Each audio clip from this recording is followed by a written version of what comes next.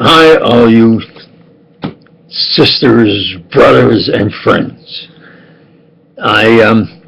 This is an addendum to my second expose video. Truthfully, they say truth is stranger than fiction. I didn't want to be, but that's what they did secretly as an inside joke, half inside joke, and then half as just to have a movie, but it was such a big hit, then became an extravaganza. And I objected. The first one I saw, I stood up, and I have videos all in detail why. Walked out, call them a half-assed 003.5. Nothing to do with it, never watch it. This is based on what I did in my achievements in science and in the analyzing national, international situations, which is using your intelligence and goes into the intelligence field. And I've worked as a security officer, had a severe back injury, and in certain security positions you can actually be at a desk and watch a building and make the rounds and check and so forth. And it was a position that I thought was dignified enough for yours truly to participate in. Now, I said civil science. Well, I was thinking, of course, I have achievements in civil engineering, real good achievements in civil engineering, and then social science, the discipline of social science. I have exceptional achievements in the discipline of social science for the benefit of mankind. Now, then as far as a poem, yeah, I should prepare a poem because it has to be smooth, poetic. Thus, sure, you and I have been forced into some struggles and strife. But I think you, like me, want to have the reasonable good life. We could and should, but who is our representative there? Some Hooverist who is a criminal that doesn't care. Well, what could you and I do to obtain our right? They tell me it is impossible because they have the might to continue their crimes while they pose in an ego vein, when in reality, by analysis and observance, they are criminally insane. Now, I want to emphasize that it was like 4 to 5 in the morning. Now it's actually morning, it's 8:30 a.m. my time. So I don't think I really put the emphasis I should have, because their crimes are dastardly, fiendish. For years of horrible crimes, knowing there's nothing you can do, you try. And pain. And to think that somebody was murdered at the whims of these criminally insane Hoover and Hoovers. And I talked to one man, and he actually began to smile and he says, "Pardon me." He says, "I'm not laughing at you." He says, "But the hypocrisy of it," he says, "I can't take the chance of having my family and me in the position that you are in." He says, "I really hope you do okay, but I can't take that chance." So the videos I put on, if people have seen them, I don't see anybody standing up and say, "Hey, that man's right, let's get his rights, because if he gets his rights, we can also get ours. Because if they double-cross that super patriot, who won't they double-cross? Do you understand? Now, I risked my actual life, starting 3 months before they invaded Iraq, and then certainly 3 weeks before, hitting them real hard with the truth, like not as forcible now, because now it's obvious of what they lied and the false reports England and the U.S. set up so they could invade and so forth. But at that time I was saying, it's a lie, and you're going to lose lives, and it's a lifetime aggravation. The man loses his life, the son, the daughter, the husband, wife, friends, all those people now for a lifetime think back and say, gee, that man was kind of like murdered.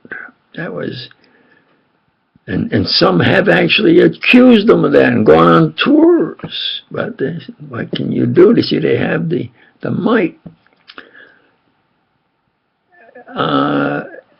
But the only thing that I think is left is what they call the court of last resort, the court of public opinion. And public opinion says, hey, there's the Constitution and Bill of Rights. It's the law of God and humanity. The rights by the Constitution and Bill of Rights, civil rights. You understand? That appears to be the only hope and for you. It wasn't my son and daughter that got killed in Vietnam or Iraq or Afghanistan. I knew from going through it with those would have a lifetime of thinking back of sorrow and their pain and sorrow of losing their loved ones.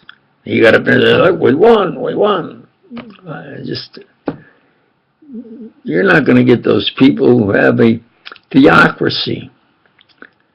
That is, by their religion, they govern themselves.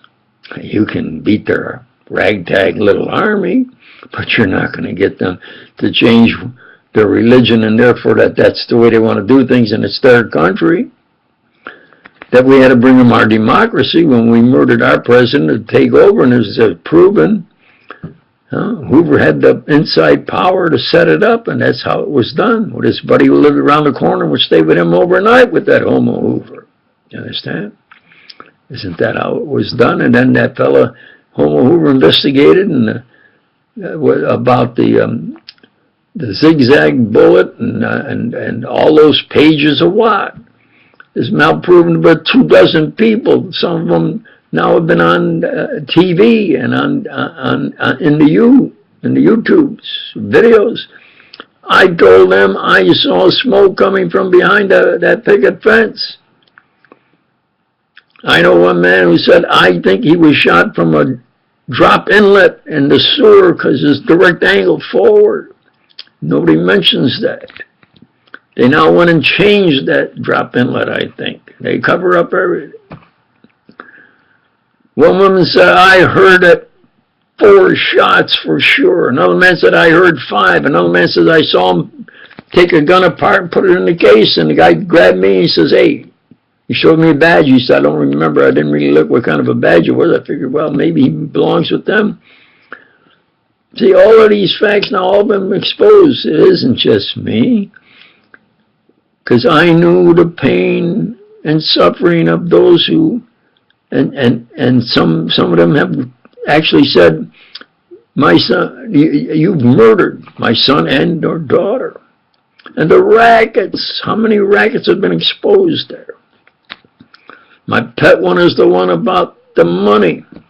They get money off of a plane. I worked in security. I guarded LA airport at night alone years ago. What a difference now, huh? It was an armed position. And I was told no matter what, this is what you have to do on your life. And I had all I could do to cover that large area. And when push came to shove, I backtracked up to the top of the opening of the plane and says, my orders are nobody gets on a plane unless they have a pass as of today. Your pass is yesterday. And then the fellow accused me of drawing my gun, and they fired me. They used that as an excuse. I said, I did exactly what you told me to do. Did you pull the gun? No, I didn't. I can put my hand on my hip. I didn't draw any gun. I can put my hand on my hip. No, he says, I don't want them to cancel my contract with them. You're fired. The old Hoover thing. I do something real patriotic, real risky, exactly like they say, and they fire me as not being a good man. Yeah, they fired me from a position in which I solved their problem in less than 3 months that they had been working on for at least 3 years. Solved one of their toughest problems they ever had, where they lost lives. They were hoping they could get it done. I said, well, 3 months.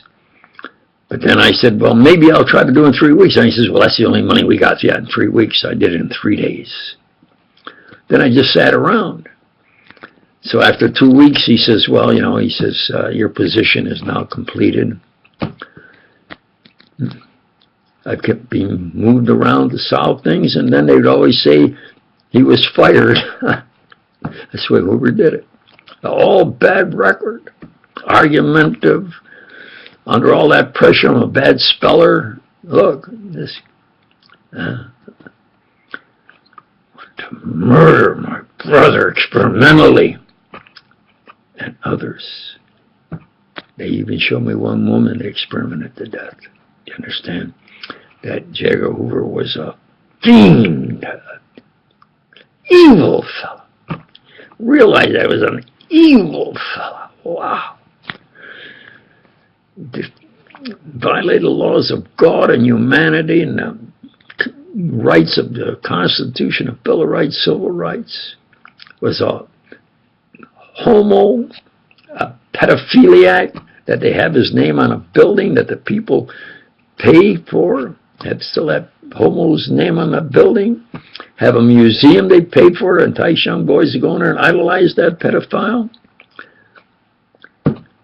So this country has serious crimes they have committed that they have to reasonably give me the honors and compensation that are mine. Otherwise, it's just hypocrisy. We don't have a democracy. Say, well, it's just me. No. Thousands have a lifetime of grief and pain because of the sorrow of losing. They have a son and a daughter they brought up to be good, and they are good and patriotic, have a life in front of them. Some of them said that they've been murdered, not killed, and the King George, Queen Hoover hypocrisy has been doing. Absolutely was argued in the House of Commons, and proven with false reports with our intelligence here. I used to say intelligence, no. I just use criminal tactics secretly. Like a secret police to say to other countries, we have the FBI. They dress nice, even go to church. Over there they dress in, they're secret police and they're tough guys. But they're tough guys, yeah. Over here they do it quietly, secretly. Even they go to church. Then take and experimented my brother to try to see what he could take, and when he dies, what happens to the soul. He died on Christmas Eve. When Christ come into the earth, and my brother was leaving the earth. What a coincidence. No. They told me, this is what we're going to do. They wanted to see if I'd maybe, like one father did. One father took his car and ran into the FBI building. I think you can find that someplace, yeah. Others took a gun and went into an FBI office and shot. They forget about that. I'm telling you the truth. The original 007 started with yours truly as a joke and as an inside joke and as a movie. Then took off, became real extravaganza. And the first one I saw, they had that big English fella shacking up with a girl. That was the height, the weight, color hair, eyes, and name of my daughter. That's how it started, because I joke around with the girls. They didn't know my daughter worked for the same company, but not in that store. And then when they found out, because I went to my daughter's store and was joking around with her, and one of the girls from that store I usually go to says, "Oh, that's that old flirt. He's always joking with us. He's just an old flirt."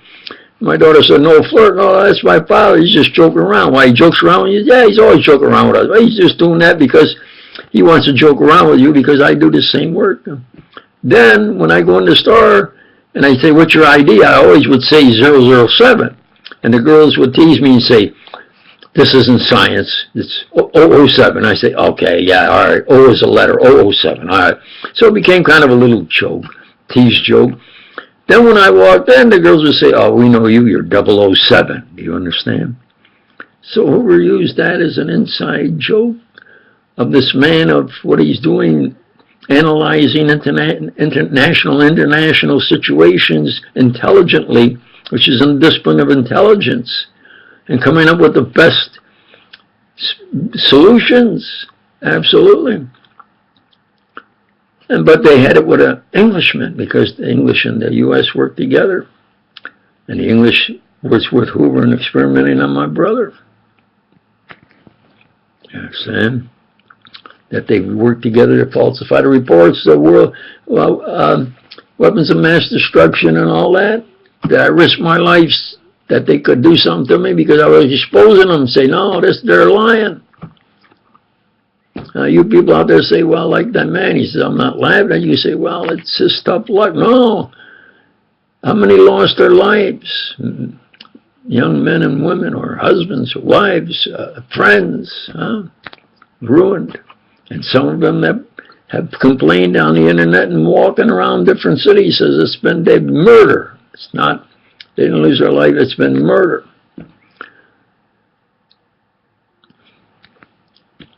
I'm telling you the truth. I must get my honors and reasonable compensation. If not, mine, I think, is the worst crimes against a citizen. Definitely one of the worst crimes. And if they do that to me, a super patriot, that still said, "Oh, you murdered my brother, but for the country." No, now I say, hey, I say and do anything I could. They got to get that FBI out of being a director. It has to go back under the Justice Department. They just investigate, have no other authority. Just investigate. That's the way they started, but then Hoover made it where he was director and got so powerful. Nobody, like they said, I've seen senators get white and tremble when I told them we got to get Hoover replaced because he's murdered my brother. Walk away, ain't nothing we could do. There's a senator and representatives, the president. Nobody could do anything because that fellow alive. He had the inside might and set up Kennedy. Do you understand? He set Kennedy up. Or his buddy Johnson, who lived around the corner and would stay with him sometimes overnight, would take over. Then he would investigate. And what did they say about that investigation? About the zigzag bullet and all those who had absolute witness proof were told, "You better not say a word." The soldier who said, "I think I actually saw the man who pulled the trigger." And when the guy said, "Well, do you see him here?" Out of, I think there was at least a dozen faces, he says, "I think it's that man." He says, "Well, that's the man that we have identified was behind the fence." You understand? This man was in the service, shipped to Alaska, and they told him, "You're here, you don't say a word to anybody about anything." But now he's out of the service years later. And the man said, well, that's the truth, and I'm telling you the truth. Not I could or should, I must obtain reasonable honors and compensation for myself and for all of you, really. And if I ever was a candidate for any position, the higher the better, you can be sure I would really clean up those Hoovers out of our government. Then I could say, yeah, this is what we have, or otherwise it's just a Hooveristic hypocrisy. King George, Queen Hoover hypocrisy.